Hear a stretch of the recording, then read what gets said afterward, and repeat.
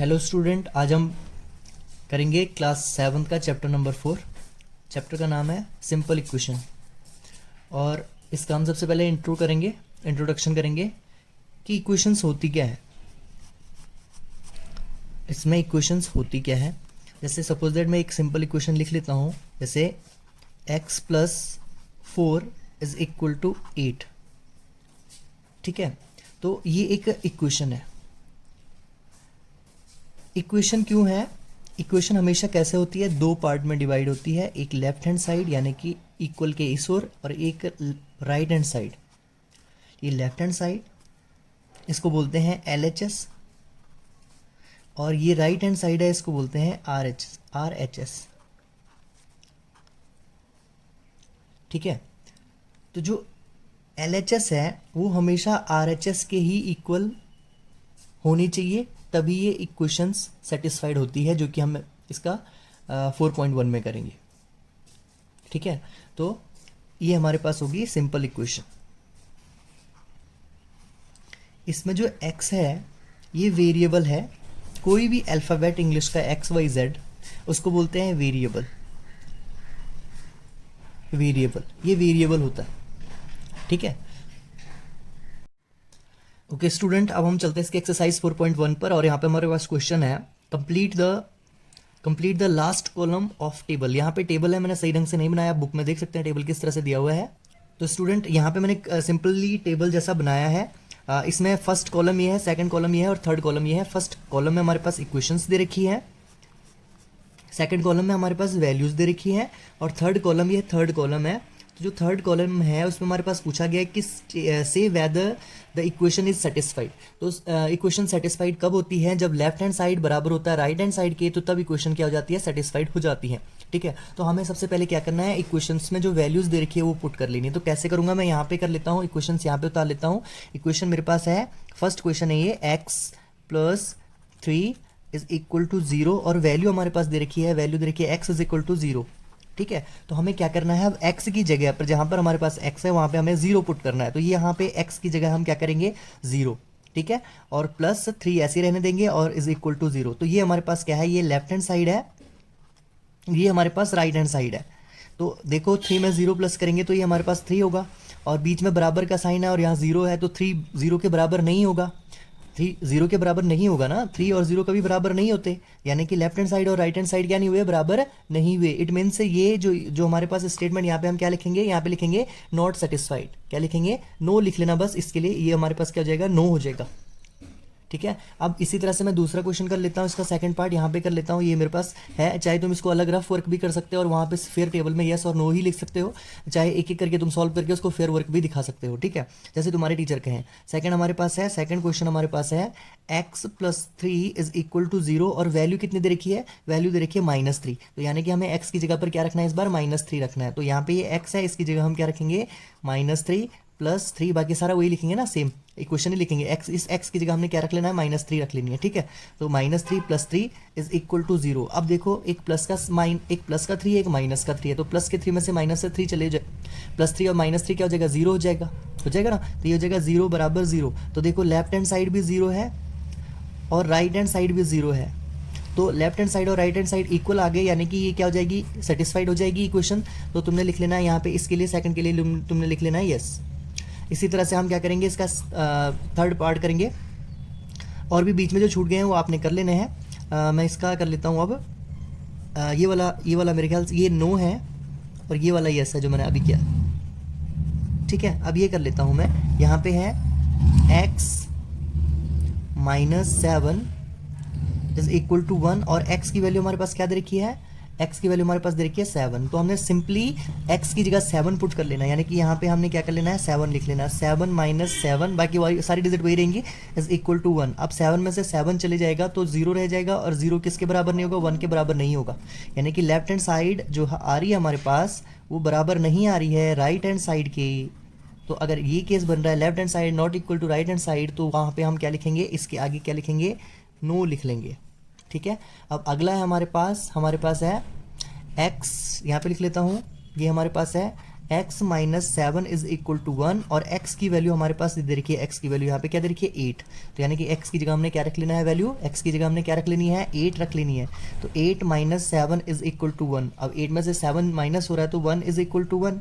Left hand side पे भी 1 है और राइट हैंड साइड पे भी 1 है, यानी कि left hand side equal to क्या हो जाएगा, left hand side equal to हो जाएगा राइट हैंड साइड। तो जब ये वाला केस बनता है इक्वल हो रहे हैं दोनों साइड, तो ये यस हो जाएगा हमारे पास, ये वाला केस हमारे पास हो जाएगा यस। ठीक है, अब आगे और क्वेश्चन कर लेता हूँ, मैं इसके सारे कर लेता हूँ। अब मेरे पास नेक्स्ट क्वेश्चन है यहाँ पे, ये वाला क्वेश्चन, ये है 5x इज इक्वल टू 25 और यहाँ पे x की वैल्यू हमें कितनी दे रखी है 0।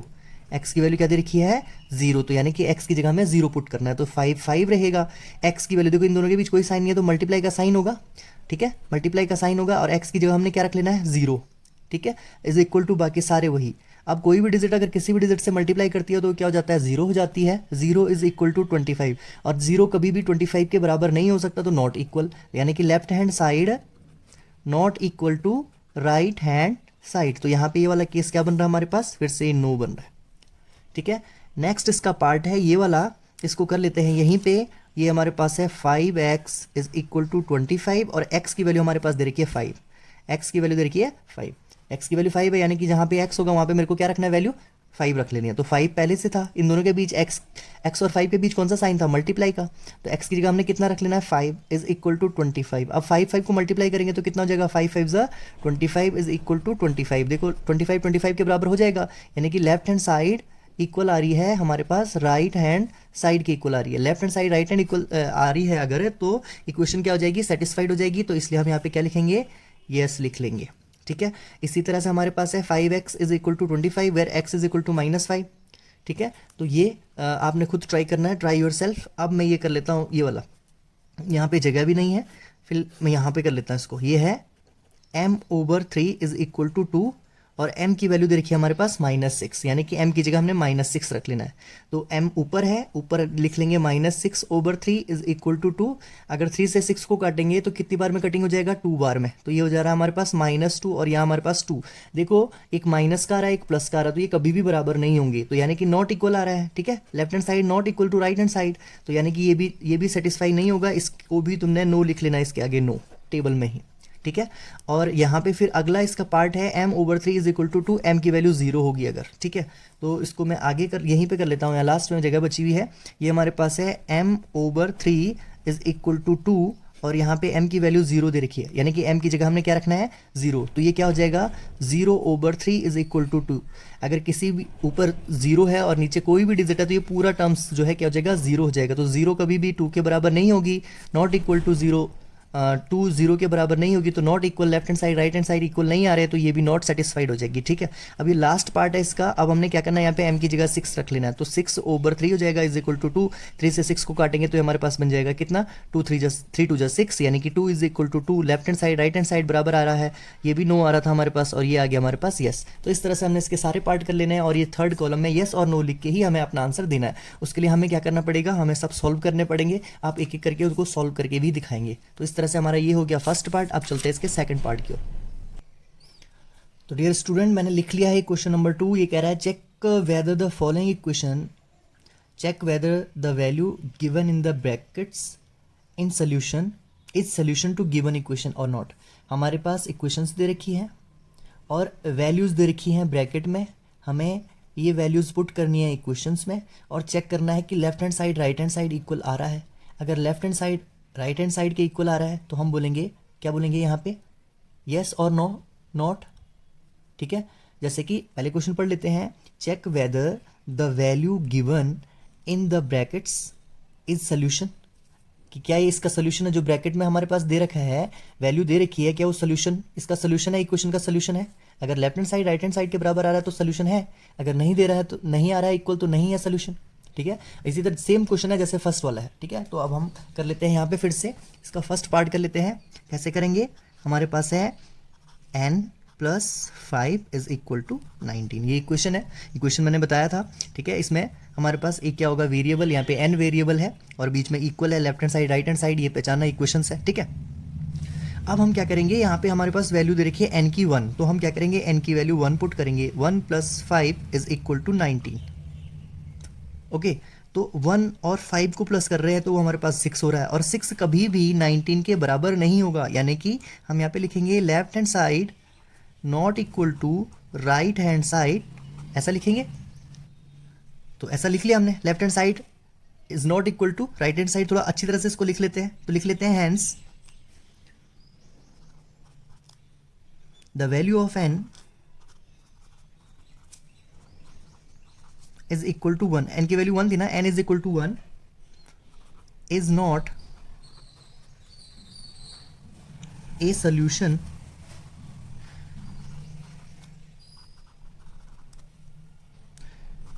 To given equation. ठीक है, इस तरह से हमने ये लिख लेना। ओके, अब चलते हैं इसके सेकंड में। ठीक है, सेकंड हमारे पास है बी, इसका पार्ट है बी 7, बी पार्ट लिख लेता हूँ 7 n plus 5 is equal to 19, और यहाँ पे हमारे पास n की वैल्यू कितनी दे रखी है -2, यानी कि n की वैल्यू में -2 रख लेनी है। ठीक है, तो 7 का 7 ही रहेगा। अब n है, इसके बीच मल्टीप्लाई का साइन है, तो मैं यहाँ पे माइनस है तो माइनस को ब्रैकेट में रख लेता हूँ -2। Okay, plus 5 is equal to 19, तो ये क्या हो जाएगा, पहले मल्टीप्लाई हो जाएगा तो ये हो जाएगा -14 हो जाएगा, और प्लस का 5 हो जाएगा इज इक्वल टू 19। तो देखो यहाँ पे हमारे पास क्या हो रहा है, ये हमारे पास आ रहा है -9, और -9 कभी भी बराबर नहीं होगा 19 के, नहीं होगा ना। तो हम यहाँ पे फिर से क्या लिखेंगे, left hand side not equal to right hand side, hence यही लिखेंगे, hence the value of n की वैल्यू यहाँ पे कितनी है -2, hence the value of n is equal to -2 is not a solution of given equation. ऐसे लिख लेना हमने। ठीक है, ये समझ लो कि ये हमने लिख लेना, अगर सोल्यूशन है तो is the solution of given equation, और नहीं है is not the solution of given equation. ठीक है, अब हम चलते हैं इसके नेक्स्ट पार्ट पे। नेक्स्ट पार्ट हमारे पास है सी हमारे पास दे रखा है 7n plus 5 is equal to 19, और n की वैल्यू दे रखी है 2, तो हमें n की जगह क्या रख लेनी है, 2 वैल्यू पुट कर लेनी है। तो 7 का 7 रहेगा, n और 7 के बीच में कौन सा साइन है, मल्टीप्लाई का, तो हम भी मल्टीप्लाई का रख लेते हैं। यहाँ पे हमारे पास माइनस नहीं दे रखा है, सीधे प्लस का ही 2 है, तो हम यहाँ पे बिना ब्रैकेट में रखे हुए इसको 2 रख लेते हैं। प्लस का 5 इज इक्वल टू 19, इसको प्लस कर लेते हैं, तो मल्टीप्लाई कर लेते हैं। पहले मल्टीप्लाई करते हैं ना, बोर्ड मास तुम्हें पता है, पहले मल्टीप्लाई करना है, ऐसा नहीं कि 2 और 5 को पहले प्लस कर दिया फिर गलत हो जाएगा। तो 7 मल्टीप्लाई 2 कितना हो जाएगा, 7 मल्टीप्लाई 2 हो जाता है 14, 14 प्लस 5 इज इक्वल टू 19। देखते हैं 19 हो रहा है, ये 14 और 5 19 होता है, 19 इज इक्वल टू 19। तो यहाँ पे हमारे पास क्या हो गया, लेफ्ट हैंड साइड इक्वल हो गया राइट हैंड साइड के, तो हम इसको क्या लिखेंगे hence the value of n is equal to 2 is a solution of given equation। ठीक है, इस तरह से हमने इसको लिख लिया, अगर जिसमें ऐसा आ रहा है। अब यहाँ पे डी पार्ट है, हमने डरना नहीं है कि n दे रखा है, x दे रखा है, y दे रखा है। ठीक है, वो वेरिएबल्स मैंने तुम्हें बताया था, कोई भी अल्फ़ाबेट वेरिएबल्स हो सकता है। हमारे पास यहाँ पे है 4p, यहाँ पे p की टर्म आ गई, p वेरिएबल है यहाँ पे, 4p minus 3 is equal to 13, और यहाँ पे p की वैल्यू हमारे पास दे रखी है 1। ठीक है, तो हमने देखना है कि जो p की वैल्यू 1 दे रखी है वो इस इक्वेशन का सोल्यूशन है या नहीं है। तो 4 और p के बीच में कौन सा साइन है, मल्टीप्लाई का, p की वैल्यू कितनी रखनी है 1, माइनस 3 इज इक्वल टू 13, तो ये जगह 4 1 जा 4, 4 माइनस 3 इज इक्वल टू, कभी 13 नहीं होगा, 4 में से 3 गया 1, 1 कभी बराबर होगा 13 के, नॉट इक्वल। तो यानी कि यहाँ पे फिर से क्या लिखेंगे, left hand side is not equal to right hand side, hence the given, hence the value of n, sorry p, यहाँ पे p लिखेंगे, hence the value of p equal to 1 is not the solution of given equation. ठीक है, तो आपने अगला ये जो स्टेप है ये आपने खुद लिख लेना है। अगला हमारे पास है इसका ई पार्ट में हमारे पास है 4p minus 3 is equal to 13, और p की वैल्यू हमारे पास दे रखी है -4, तो हम रख लेते हैं यहाँ पे, ये हो जाएगा 4 मल्टीप्लाई, p की वैल्यू माइनस में दे रखी है इस बार, तो ब्रैकेट में रख लेते हैं माइनस, क्योंकि दो साइन एक साथ नहीं लिखने हमने, -3 इज इक्वल टू 13। तो अलग जगह पे जाके तुम क्या कर सकते हो, 4 मल्टीप्लाई -4, तो कितना हो जाएगा, माइनस का 16 हो जाएगा, है ना। इसको लिख के ये हो जाएगा माइनस का 16 हो जाएगा, 4 4 16 होता है, माइनस का 3 इज इक्वल टू 13। तो ये माइनस माइनस का साइन है, माइनस माइनस क्या हो जाते हैं, प्लस हो जाते हैं, सिंबल बड़ी डिजिट का, यानी कि बड़ी डिजिट हमारे पास क्या थी, माइनस की थी, इसलिए हमारे पास क्या हो जाएगा, -19 इज इक्वल टू 13। तो देखो -19 कभी भी 13 के इक्वल नहीं हो सकता, तो नॉट इक्वल। ठीक है, यानी कि हम लिख सकते हैं LHS is not equal to RHS, लिख सकते हैं। Hence the value of P is equal to -4 is not the solution of given equation, ऐसा हमने लिख लेना है, ठीक है। और इसका लास्ट पार्ट रह गया है जो इसका F पार्ट है, इसको कर लेते हैं। 4P - 3 इज इक्वल टू 13 और P इज इक्वल टू 0 दे रखा है, ठीक है। P की वैल्यू हमने क्या रख लेनी है इस बार, 0 रख लेनी है, ठीक है। तो कैसे करेंगे इसको, 4 और P के बीच में कौन सा साइन है, मल्टीप्लाई P की वैल्यू हमारे पास दे रखी है 0, -3 इज इक्वल टू 13, कोई भी डिजिट अगर 0 से मल्टीप्लाई होगी तो वो क्या हो जाएगी 0, 0 - 3 इज इक्वल टू 13, तो 0 में से 3 माइनस करेंगे तो माइनस का 3 इज इक्वल टू 13, कभी भी इक्वल नहीं होगा, यानी कि यहाँ पे भी क्या आ रहा है, left hand side is not equal to right hand side, hence the value of P is equal to 0 is not a solution of given equation। तो इस तरह से हमने इसके सारे पार्ट कर लिए हैं, ठीक है। और इसमें 2 ही क्वेश्चन है 4.1 में, शायद आगे भी क्वेश्चन है, तो उसके लिए हम अगली वीडियो बनाएंगे। तब तक आप इसको देखें, समझें और लाइक और सब्सक्राइब करें अगर समझ में आया तो। Thank you.